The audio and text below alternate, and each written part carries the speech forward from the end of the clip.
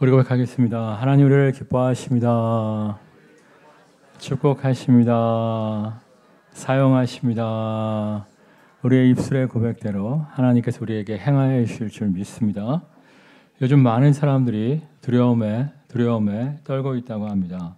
여러 가지 두려움에 떨고 있는 사람들이 많은데 특별히 요즘 두 가지 두려움에 사로잡힌 사람들이 많다고 해요. 첫 번째 두려움은 뭐냐면 따라하겠습니다. 미래에 대한 두려움. 너무나 급변하는 세상 속에서 내가 과연 적응하고 잘 살아갈 수 있을까? 내가 과연 이 급변하는 세상 속에서 생존할 수 있을까? 여러 가지 앞날에 대한, 미래에 대한 두려움 속에 사로잡혀 있는 사람들이 많다는 거예요. 사실상 우리는 미래에 대한 두려움에 사로잡힐 필요가 없습니다. 우리 12절 말씀 읽겠습니다. 영접하는 자 곧 그 이름을 믿는 자들에게는 하나님의 자녀가 되는 권세를 주셨으니. 여기서 그 이름을 믿는 자들에게는 그가 누구예요? 예수님이죠. 하나님의 아들이신 예수님께서 이 땅에 사람의 몸을 입고 오셔서 정말 죄 없으신 하나님의 아들로서 우리의 모든 죄와 저주를 대신하여 주셨잖아요. 그 예수님을 나의 구원자 주님으로 영접할 때 정말 예수님이 우리의 선한 목자 되어 주실 뿐만 아니라 우리가 정말 하나님의 백성, 하나님의 자녀로 다시 태어나는 거듭나는 축복을 허락하여 주셨습니다. 이 사실을 믿으십니까? 그러니까 우리가 이제 하나님의 자녀인 거예요. 하나님의 자녀라면 누가 책임져 주십니까? 하나님이 책임져 주신다고요. 가끔씩 이제 드라마나 영화를 보면 왜 날 낳았어요? 책임도 못 질 거면서 왜 날 낳았어요? 이런 장면이 가끔 있지 않습니까? 자기를 책임도 못 질 거면서 왜 낳았느냐 하면서 이제 부모를 원망하는 자식들의 모습이 가끔 텔레비전이나 영화에 나오는 경우가 있는데 정말 하나님은 전능하신 분이십니다. 하나님은 무능력한 아버지가 아니에요. 하나님께서 우리를 책임져 주실 줄 믿습니다. 출애굽한 이스라엘 백성 보세요. 그들이 이제 광야를 지나 약속의 땅을 향하여 나아갈 때 그들에게 분명히 두려움이 있었을 거예요. 왜냐하면 하나님께서 너희가 애굽을 떠나 광야를 지날 때 구름 기둥과 불 기둥으로 너희를 지키고 보호하며 인도해 줄 것이다. 미리 말씀을 하셨나요? 미리 말씀 안 하셨어요. 야, 광야가 낮에는 40도 이상 올라가는 땡볕이라는데 밤에는 살얼음이 온다는데 그 길을 어떻게 우리가 헤쳐나갈 수 있을까? 그들에겐 분명히 두려움이 있었을 거예요. 그들이 정말 60만 명, 여자와 아이들까지 합치면 한 200만 명, 그러니까 남자만 60만 명, 여자와 아이들까지 합치면 약 200만 명의 숫자가 출애굽한 건데 야, 이 많은 사람들이 광야에서 뭘 먹고 사나? 그들에게 분명히 두려움이 있었을 것입니다. 광야는 물이 귀한데 이 많은 사람이 어떻게 마실 물을 찾을 수 있을까? 분명히 두려움이 있었을 거예요. 근데 하나님께서 걱정하지 마! 만나와 메추라기로 너를 먹일 거야. 걱정하지 마! 반석에서 샘이 솟게 할 거야. 미리 말씀해 주셨나요? 미리 말씀해 주시지 않았어요. 그러나 그들이 선하신 하나님을 신뢰하며 믿음으로 전진할 때 하나님의 인도하심에만 순복하며 나아갈 때 낮에는 무슨 기둥? 구름 기둥. 밤에는 무슨 기둥? 불 기둥. 아침에는 뭐? 만나. 밤에는 뭐? 메추라기. 목마를 때는 반석에서 샘이 솟는 축복을 통하여 그들의 모든 필요를 공급하여 주신 것을 볼 수가 있습니다. 이 하나님 우리와 함께 하심을 믿고 나아가는 모두가 되시기를 주님의 이름으로 축원합니다. 정말 우리의 인생의 광야길에 어떠한 어려움이 있을지, 어떠한 난관이 있을지, 어떠한 장애물이 있을지 아무것도 몰라요. 정말 출애굽한 이스라엘 백성이 애굽을 떠날 때 아무것도 몰랐던 것처럼 우리 앞에 어떠한 어려움이 있을지 아무것도 모릅니다. 그러나 정말 구름 기둥과 불 기둥으로 그들을 인도하신 하나님이 만나와 메추라기로 그들을 먹이신 하나님이 우리를 인도하시고 우리의 모든 필요를 공급하여 주실 줄 믿습니다. 이 사실을 믿고 나아가는 모두가 되시기를 주님의 이름으로 축원합니다. 제가 얼마 전에 가족들과 이렇게 이런저런 얘기를 나누다가 이런 얘기를 했어요. 제가 이제 가족들한테 또 여러분에게 자주 하는 이야기가 있죠.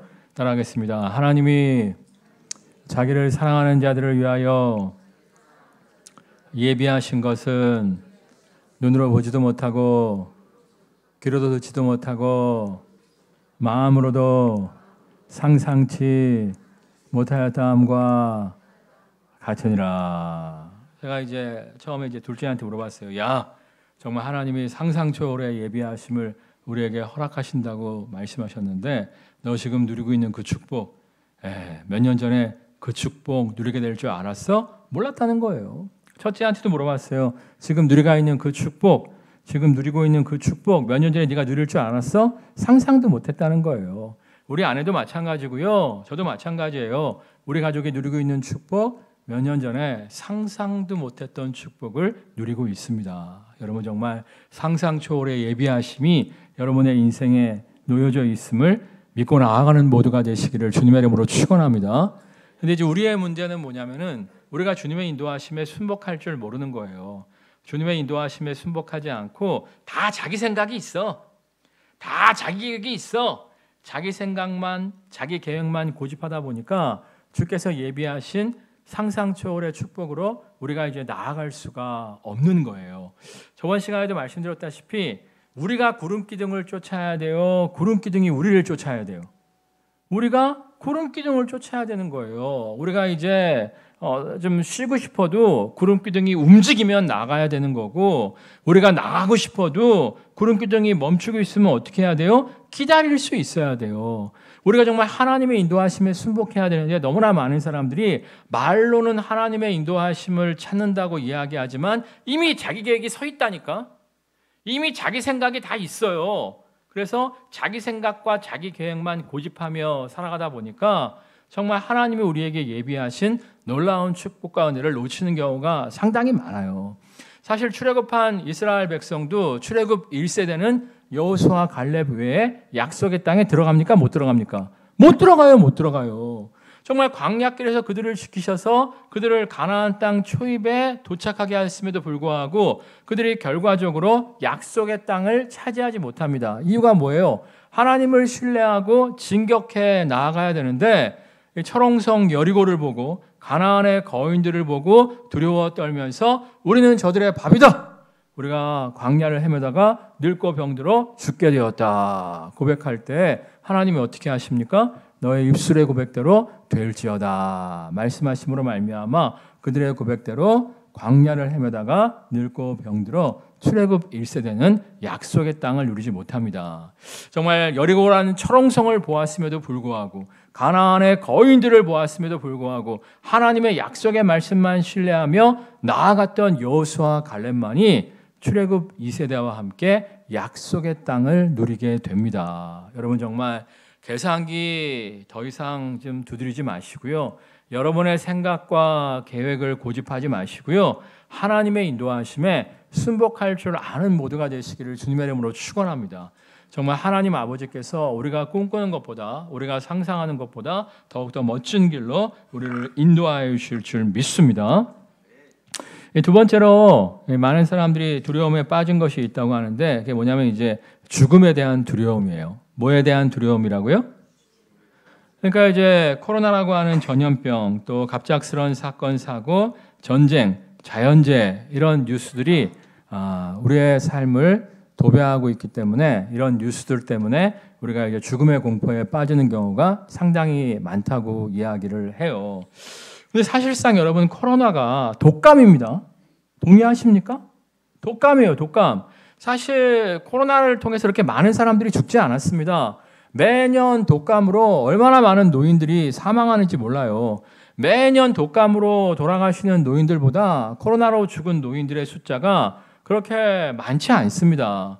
코로나로 돌아가신 분들은 이제 나이 많으신 분들이 많이 돌아가셨고 젊은 사람들 중에서는 원래 기저질환이 있었던 분들이 돌아가신 것이지 의외로 코로나를 통해서 돌아가신 분들이 많지 않아요. 사실상 우리나라 일제시대 때 우리가 이제 일본의 통치를 받고 있을 때 스페인 독감이라고 하는 것이 전 세계적으로 유명했었습니다. 스페인 독감으로 지금의 코로나로 돌아가신 분들보다 3배, 4배 정도 더 많은 사람들이 죽었었어요, 사실은.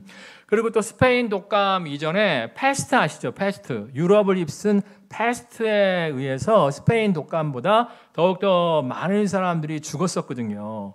근데 사실상 이제 패스트보다 스페인 독감 때 더 적은 숫자가 죽었고 스페인 독감보다 코로나 때 더 적은 사람이 죽었어요. 이유가 뭐예요? 과학의 발달을 통해서 여러 가지 백신과 약의 발전을 통해서 전염병을 우리가 점점 더 극복해 나가고 있는 거예요. 여러분 여러 가지 사건 사고도 마찬가지입니다. 여러분 정말 비율로 따지면 옛날에 더 교통사고로 죽는 사람이 많았을까요?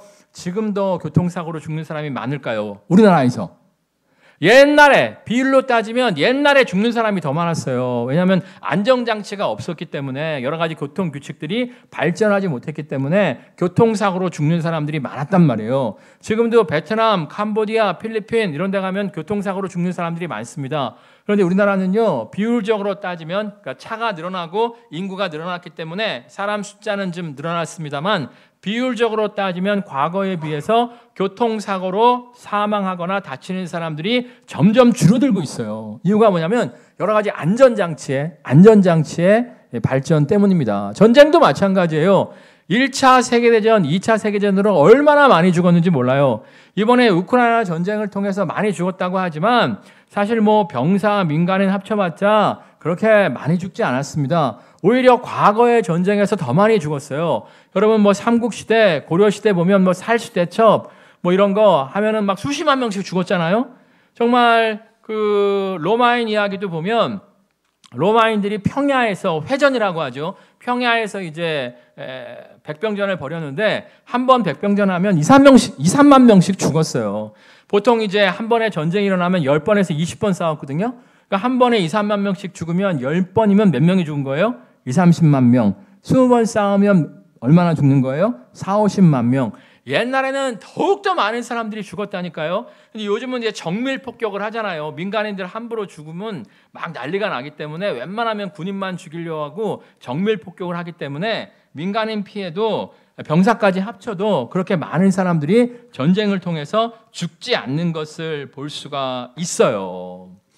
그럼에도 불구하고 지금 과거보다 더 많은 사람들이 죽음의 공포 가운데 휩싸여 있다는 거예요. 그 이유가 뭘까요? 그 이유가 뉴스 때문에 그렇대요. 뉴스. 그러니까 과거에도 아프리카에서 촌락별로, 부락별로 전염병이 창궐해서 불황민 전체가 몰살되는 경우가 종종 있었거든요. 불황민 전체라고 얘기해봤자 뭐 20, 30명이에요. 20, 30명 단위의 촌락들이 전염병이 창궐해서 몰살되는 경우가 있었는데 그 소식을 우리가 알았어요, 몰랐어요? 과거에는 몰랐어. 근데 요즘에는 뉴스가 발달해갖고 아프리카에서 전염병이 발생해서 2, 3명 죽었어. 알아요, 몰라요? 알아요. 그러니까 사실 뉴스가 이 돈을 벌기 위해서 정말 조그마한 소식도 과장해서 공포스럽게 해야 사람들이 자꾸 보고 광고십이 늘어나지 않습니까? 뉴스가 사람들을 공포에 떨게 만든다는 거예요. 이게 제 얘기가 아니라 불변의 법칙이라고 요즘에 6개월 동안 베스트셀러를 차지하고 있는 책이 있는데 그 책에 보면 정말 뉴스를 통해서 과거보다 지금 우리가 훨씬 안전한 세상을 살고 있는데 과거에는 뭐 아프리카에서 누가 죽었는지 뭐 베트남에서 누가 죽었는지 몰랐다는 거예요. 근데 베트남에서 뭐 보트 사고 한번 일어나도 우리가 뉴스를 접해서 알 수 있게 되니까 뉴스가 우리를 공포에 빠지게 한다는 거예요. 그러니까 여러분 아침에 일찍 일어나서 네이버 뉴스 검색하시는 분 손 들어보세요. 지금 손들 뻔했어요. 그러지 마시기를 주님의 이름으로 축원합니다. 네이버 뉴스를 통해서 전 세계 돌아가는 소식 몰라도 여러분 살아가는데 아무런 지장이 없어요. 트럼프가 지금 이길 것 같은지 해리스가 이길 것 같은지 몰라도 여러분 오늘 하루 살아가는 데는 아무런 지장이 없습니다. 얼마 전에 제 친구가 전화를 걸어갖고 누가 이길 것 같다는 거야. 큰일 났다는 거야. 그래서 너 투표권 있어? 아니 미국 시민도 아니면서 미국 투표권도 없으면서 누가 이길 것 같대? 큰일 났대. 야, 너 투표권 없잖아. 니네 친척 가운데 미국에 살면서 투표권 갖고 있는 사람도 없잖아. 왜 이렇게 열래? 그랬더니 아니래. 누가 되면 우리나라 막 힘들어진대. 야, 웃기는 소리 하지 마. 제가 옛날에 한번 사기를 당했어요. 이명박 대통령이 장로님이신데 제가 대통령이 되면 이민족 복음화를 위해서 교회를 위해서 힘쓰고 애쓰겠습니다. 막 그랬거든요. 그래서 굉장히 기대를 했었어요. 그런데 이명박 대통령이 딱 된 다음에 불교계에서 장로 대통령이니까 기독교만 잘해줄 거 아니냐 막 뭐라고 하니까 오히려 기독교를 홀대하고 불교에다가 수백억을 투자해줬다니까. 이명박 대통령이 장로 대통령이라고 목사님들이 무진장 좋아했었는데 배신했다니까. 그러니까 지금 트럼프가 돼야 좋은지 우리나라에 해리스가 돼야 좋은지 우리가 아무도 몰라요. 뚜껑 열어봐야 아는 거야. 그러니까 여러분 그냥 하나님께 맡기고 쓸데없이 뉴스 보고 열받지 마시고 아침에 우리가 뭐 봐야 돼요? 오늘의 운세 볼까? 아니죠. 아침에 우리가 뭐 봐야 돼요? 하나님 말씀 보시는 모두가 되시기를 주님의 이름으로 축원합니다. 우리가 하나님 말씀 보면서 하나님 말씀을 붙잡아야 돼요. 그러니까 뉴스는 계속 우리에게 공포감을 조성한다니까. 계속 공포감을 조성해갖고 우리를 이불 바깥으로 못 나가게 만들어요. 그러니까 자꾸 뉴스 보지 마시고 이상한 거 보지 마시고 정말 하나님의 말씀을 붙잡는 모두가 되시기를 주님의 이름으로 축원합니다. 우리 따라하겠습니다. 두려워 말라. 내가 너와 함께함이라. 놀라지 말라. 나는 내 하나님이 됨이라. 나의 의로운 오른손으로 너를 붙들리라. 이런 말씀하고 암송하는 거예요. 여러분 아시겠지만 제가 길눈이 밝아요, 어두워요? 길눈이 남들과는 다르게 특별하게 길눈이 어둡죠. 제가 초등학교 때 외할아버지 외할머니와 함께 놀이공원에 간 적이 있었는데 제가 정말 마음 놓고 뛰어다녔어요. 초등학교 때도 길눈이 어두웠음에도 불구하고 처음 가는 놀이공원에서 마음 놓고 뛰어다녔습니다. 이유가 뭐예요? 외할아버지가 내 손을 붙잡고 있었기 때문이에요. 예? 앞에 뭐 볼 게 있어. 그러면 내가 손사같이 뛰어갔어요. 예? 아니, 저기 갔다가 못 찾아오면 어떡하지? 이런 불안, 걱정 없이 그냥 뭐 저쪽에 뭐 호랑이 울음소리가 들려. 그럼 막 뛰어갔어요. 뭘 믿었기 때문에? 뭘 확신했기 때문에? 할아버지가 찾아와서 내 손을 붙잡아 줄 것을 확신했기 때문에 내가 확신을 갖고 뛰었다니까. 여러분 정말 하나님이 우리 손 붙잡아 주십니다. 아멘. 또 따라하겠습니다. 여호와의 천사가 주를 경외하는 자를 둘러진치고 건지시는도다. 제가 이제 독생자 외아들 아닙니까? 저를 이제 이단처럼 쳐다보지 마시고 우리 어머니가 저만 낳고 둘째 셋째가 다 사산됐잖아요. 저밖에 어머니가 못 낳으셨는데 제가 얼마나 귀중해요. 초등학교 1학년 입학하게 되었는데 저희 집이 좀 외딴 곳에 있었고 초등학교를 가려면 6차선을 건너야 됐어요. 지금 뭐 6차선 아무것도 아닙니다만 그 시절에는 6차선이 되게 위험한 거였거든요. 어머니가 이제 아침에 저를 내보낼 때마다 이 말씀을 암송시켰어요. 여호와의 천사가 주를 경외하는 자를 둘러진치고 건지시는도다. 그 말씀을 암송시켰는데 제가 정말 저의 인생에 사건 사고가 많았거든요. 여러분 중에 버스 타고 가는데 여러분이 타고 있는 버스가 폭발해 보신 분 접어. 없죠? 네, 저는 이제 주일날 교회 가는데 이렇게 서 있었는데 사람들이 막 타더라고. 뒤로 갔어요. 버스가 언덕을 올라가는데 갑자기 팡 하고 연기가 나면서 철판이 들려갖고 거기 있는 사람들 뭐 다리 날아가고 난리가 났었어요. 저는 이제 안전했었죠. 그 다음에 이제 여러분이 버스를 타고 가는데 버스가 넘어져서 반대편 창문으로 기어 나온 사람 접어. 저밖에 없을 거예요. 교회 청년부에서 수련회 갔었는데 을왕예수욕장에서 비가 오고 있었는데 버스가 넘어졌어요. 뭐 교회 관광버스가 아니고 일반 그 시외버스였는데 버스가 넘어졌다니까. 반대편으로 기어 나왔다니까. 근데 멀쩡했어요. 또 한 번은 주일이었는데 청년부 때였는데 교회에서 봉사 열심히 하고 오밤중에 교회 오고 있었는데 맨 뒷자리에 앉았는데 누가 퍽 하는 거야. 맨 뒷자리에 앉았는데 누가 밀 수 있어요? 없어요? 없는데 누가 미는 거야. 앞으로 떼굴떼굴했지. 딱 보니까 트럭이 박았더라고. 트럭 기사는 즉사했어요. 내가 시신을 직접 봤어요. 나는 이제 멀쩡했었단 말이에요. 그뿐이에요.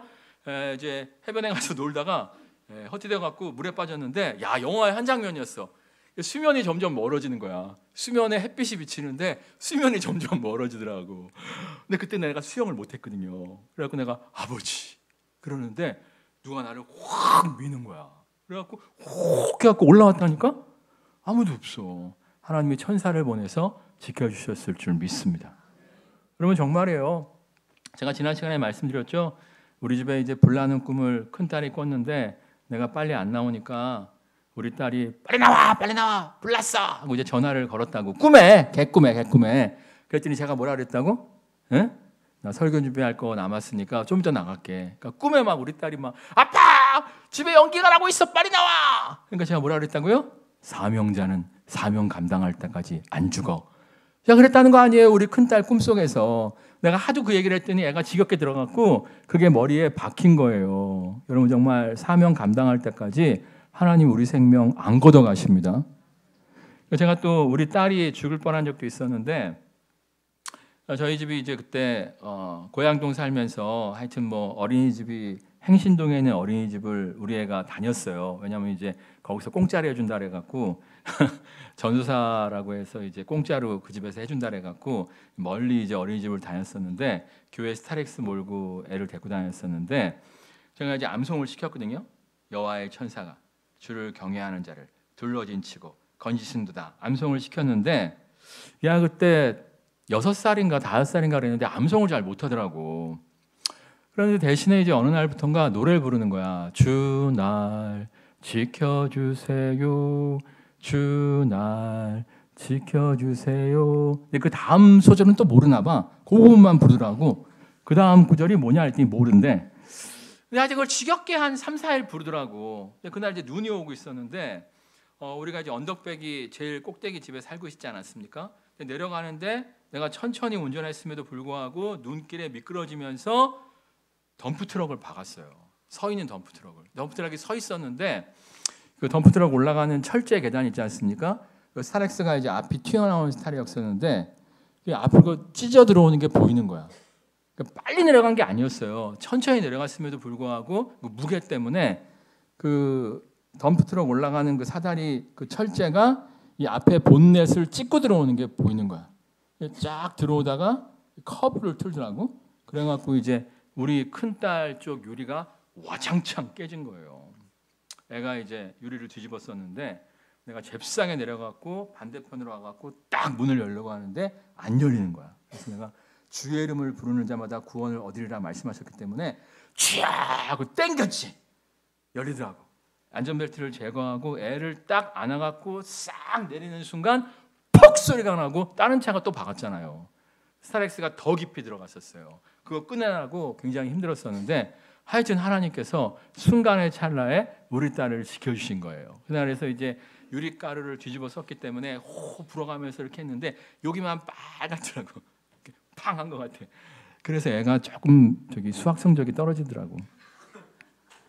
그거 말고는 진짜 정말 멀쩡하게 지켜주셨는데 재미난 건 뭐냐면 며칠 후에 다시 이제 어린이집을 가는데 얘가 그걸 안 부르는 거예요. 너 왜 안 불러? 그랬더니 지겨워서 안 불러. 하나님이 얘한테 일부러 그 찬양을 시킨 거야. 그 찬양의 기도를 시킨 거예요.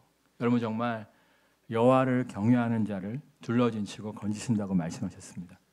우리의 믿음을 보시고 우리의 자녀들에게 천군 천사를 보내셔서 지켜주실 줄 믿습니다. 이 사실을 믿고 따라가겠습니다. 사명자는 사명 감당할 때까지 안 죽는다. 죽음의 공포에서 해방되어서 강하고 담대하게 살아가는 모두가 되시기를 주님의 이름으로 축원합니다. 네, 그렇지만 우리가 언젠가는 죽어요, 안 죽어요? 죽죠. 제가 이제 가끔씩 몸이 안 좋아서 우리 딸 중에 하나가 아빠 어디 아파? 그럼 제가 항상 얘기를 해요. 안 좋아. 아빠 오래 못 살 것 같아. 앞으로 50년밖에 못 살 것 같아. 그럼 또 그 얘기한다고 막 그러는데 제가 이제 50대 중반이니까 50년 더 살면 언제죠? 105세. 그러니까 이제 100세가 넘는데 하여튼 언젠가 우리가 죽는단 말이에요. 죽을 때에도 걱정할 필요가 있어요, 없어요? 없죠. 우리 12절 말씀 읽어볼까요?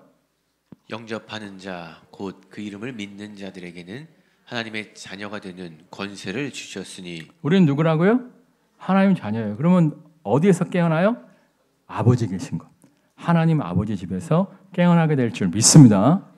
사실 그래서 사도 바울은 무슨 고백을 합니까? 내가 빨리 죽고 싶다고 이야기를 해요. 사도 바울이 그때 늙고 병들어 있었고 지하 감옥에 갇혀 있었기 때문에 내가 빨리 죽어서 아버지 집에 들어가고 싶다. 근데 내가 아직도 살아있는 이유는 내게 주신 사명이 아직 다하지 못했기 때문이다. 이런 얘기를 하거든요. 사실 우리는 언제 죽어도 천국에서 깨어납니다. 저는 사실 되게 천국 가고 싶어요. 이유가 뭔지 아세요? 다이어트 하기 싫어서요. 여러분 사실 제가요 아침에 그 와이프의 핍박 때문에 샐러드하고 닭가슴살하고 빵 한 쪽 먹습니다. 두 쪽도 아니고 한 쪽 먹어요. 점심은 이제 교인들하고 보통 자연스럽게 먹고요. 교인들하고 저녁 식사가 예비되어 있지 않을 때에는 제가 저녁 뭐 먹냐면 삶은 달걀 2개하고 아몬드 먹어요. 근데 내가 와이프한테 핍박을 받아요. 많이 먹는다고. 아몬드 많이 먹는다고. 내가 다이어트가 너무 힘들어갖고 정말 진짜 천국 빨리 가고 싶어요. 근데 내가 이제 사명 때문에 사는 거예요. 사명 때문에. 두 가지 사명 때문에 사는 거예요. 여러분들 마찬가지라고 생각하는데 우리 모두에겐 두 가지 사명이 있어요. 첫 번째 사명은 뭐냐면 따라하겠습니다. 육신의 자녀의 사명.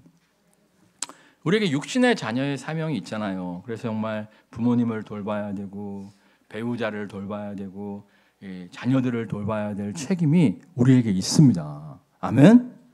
이걸 이제 부담스러워 하시는 분들이 있는데 제가 이제 유키즈 언더블럭을 좋아해요. 옛날에는 굉장히 좋아했는데 요즘 점점 재미없어져서 조만간 졸업할까 하는 마음도 있습니다만 유키즈 언더블럭을 보면서 이제 제가 한번 통계를 내봤어요. 40대 초반에 자수성가한 사람들의 통계를 내봤어요. 통계. 그랬더니 40대 초반에 자수성가한 사람들의 제가 이제 유퀴즈에 출연하는 사람들을 통계를 내봤는데 90% 이상이 아버지가 일찍 돌아가셨어. 아니면 아버지가 병에 걸렸어. 근데 어머니도 벌이가 시원찮아. 그래서 자기가 가정 경제를 책임져야 되는 사람들이 정말 열심히 살아갖고 40대 초반에 성공한 사람들이 많더라고요. 그러니까 이제 자기가 가족을 먹여 살려야 되니까 막 하루에도 막 아르바이트 막 3-4개씩 하면서 막 열심히 살아갖고 정말 빠른 나이에 성공을 거듭하게 된 거예요. 여러분 정말 자녀들한테 너무 잘해주지 마시기를 주님의 이름으로 축원합니다. 반대로 자녀들은 책임의식을 갖고 가족들을 돌볼 줄 알 때 빠른 성공을 쟁취할 수가 있어요. 사실 저도 마찬가지거든요. 우리 아버지가 40대 초반에 당뇨로 막 비틀비틀하고 하니까 내가 독생자 외아들인데 나 아니면 우리 아버지 엄마를 책임질 사람이 없으니까 남보다 더 힘쓰고 했어 열심히 했을 때 40대 초반에 그래도 어느 정도 안정적인 목회를 할 수가 있었잖아요. 또 성경에 보면 따라하겠습니다. 자기 친족을 돌보지 않으면 불신자보다 악한 자니라. 그러니까 이제 우리 처남이 삐끗해갖고 집을 날려먹게 되었을 때 장모님이 가실 데가 없는 거예요. 그 당시에 제가 개척한 지 얼마 안 돼서 방 2칸에서 살았습니다. 4식구가. 근데 와이프가 이제 말도 못하는 거야. 미안해갖고 말도 못 꺼내는 거야. 내가 왜 그러냐? 그랬더니 이제 장모님 가실 곳이 없다는 거야. 야, 걱정하지 말아라. 성경에 보면 자기 친족을 돌보지 않으면 불신자보다 악한 자라고 말씀하시지 않았냐? 당연히 우리가 모셔야지 하고 모셨어요. 그랬더니 이제 애들이 힘들어하더만. 방이 2개였는데 자기들 방을 이제 뺏긴 거 아니에요? 사춘기 때. 그러니까 애들이 힘들어하긴 했습니다만 장모님 돌아가실 때까지 제가 잘 모셨어요. 여러분 정말 가정 안에서 여러분의 책임을 감당할 줄 아는 모두가 되시기를 주님의 이름으로 축원합니다. 하나님은요 가족에 대한 책임을 아는 사람을 축복하여 주십니다. 여러 가지 성경의 예외가 있는데 지금 시간이 다 됐기 때문에 여러 가지 얘기는 하지 않겠어요. 정말 성경은요 가정을 책임질 수 있는 사람을 정말 가정을 책임지기 위해서 힘쓰고 애쓰는 사람을 축복하십니다. 이 사실을 꼭 기억하고 가족에 대한 책임을 소홀히 여기지 않는 모두가 되시기를 주님의 이름으로 축원합니다. 근데 또 다른 책임이 있어요. 육신의 자녀의 책임이 있고 우리가 하나님의 자녀잖아요. 하나님의 자녀의 책임이 또 있는 거예요. 우리가 하나님 자녀로서 성경에 보면 왕 같은 제사장으로 부르심을 받았다고 말씀하고 있어요. 우리가 하나님의 자녀로서 제사장으로서 정말 잃어버린 영혼을 구원하며 주의 백성을 온전케 하는 주님의 몸된 교회를 섬길 책임이 있다고 성경은 말씀하고 있습니다. 근데 가끔씩 보면요, 교회에 너무 미쳐버린 사람들이 있기는 있어요. 제가 이제 전사 시절에 전도를 하다 보면 아버지가 장로고 엄마가 권사인데 자기는 교회 안 다니겠다는 청년들이 좀 있더라고요. 이유가 뭐냐 그랬더니 아버지 엄마가 교회에 미쳐갖고 자기들을 방임했다는 거예요. 그 상처 때문에 교회를 멀리하는 장로님 자녀들, 권사님 자녀들이 있는 것을 볼 수가 있었습니다. 그건 옳지 않습니다. 옳지 않아요. 정말 친족들을, 가족을 잘 돌보시기를 주님의 이름으로 축원합니다. 근데 반대로 그냥 가족밖에 몰라요. 내 새끼밖에 몰라요. 교회가 어렵든 말든 오직 내 가족, 내 새끼. 아니 가족이 우상이 돼갖고 가족에게만 집중하는 사람들이 있어요. 그것도 하나님이 기뻐하시지 않습니다. 하나님은 우리에게 분명히 너희는 먼저 그의 나라와 그의 의를 구하라. 그리하면 이 모든 것을 너에게 더하신다고 말씀하셨어요. 우리가 막 내 가족, 내 새끼 이러면요, 우리 자식들이 하나님의 축복을 온전히 누리지 못합니다.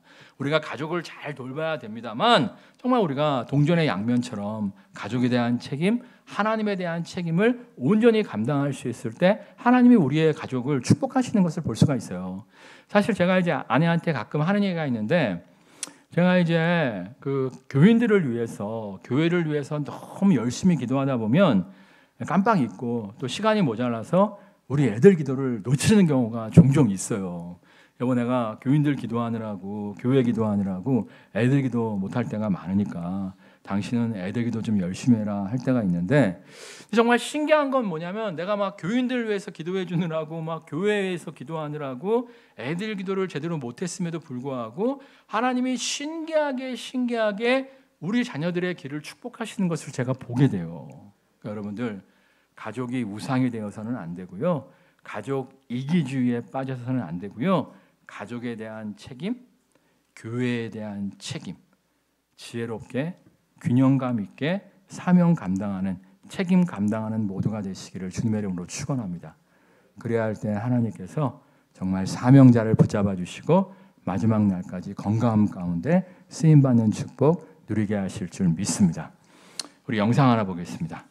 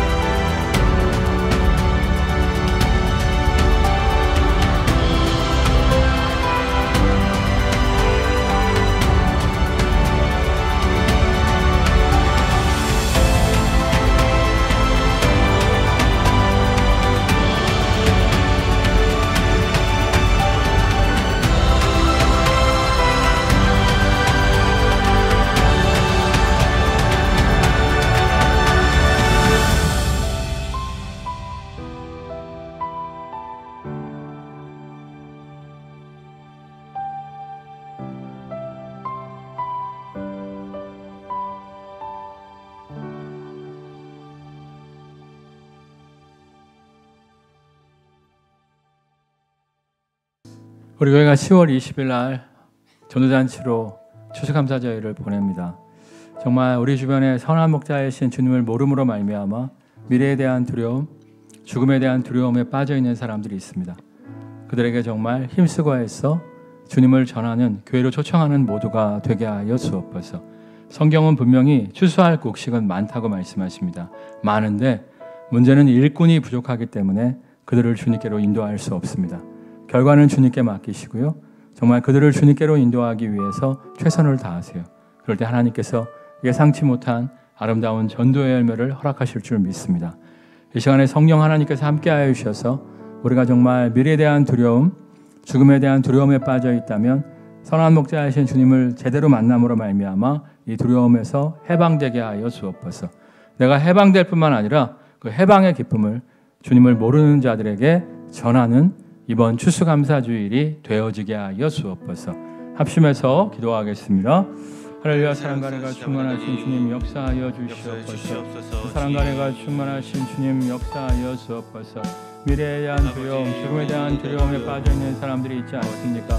그들을 주님께로 인도하는 모두가 될 수 있도록 하나님 역사하여 주옵소서. 미래에 대한 두려움, 죽음에 대한 두려움에 빠져있는 사람들에게 선한 목자 되신 주님을 전하는 모두가 될 수 있도록 하나님 역사하여 주옵소서. 우리가 먼저 만나고 선한 목자 되신 주님을 전함으로 말미암아 두려움 가운데 있는 자들이 하나님 안에서 해방의 기쁨을, 선한 목자이신 주님과 함께하는 천국의 기쁨을, 영생의 기쁨을 소유하는 모두가 되게 하여 주옵소서. 우리가 먼저 선한 목자 되신 주님을 진짜 베개로 만나게 하여 주옵소서. 이를 통해 미래에 대한 두려움, 죽음에 대한 두려움으로부터 해방의 기쁨을 누리는 모두가 되게 하실 줄 믿습니다. 우리끼리만 죽음에 대한 두려움, 미래에 대한 두려움을 해방되는 것이 아니라 정말 아직도 두려움 가운데 있는 자들에게 선한 목자 되신 주님을 전하는 모두가 되게 하여 주옵소서.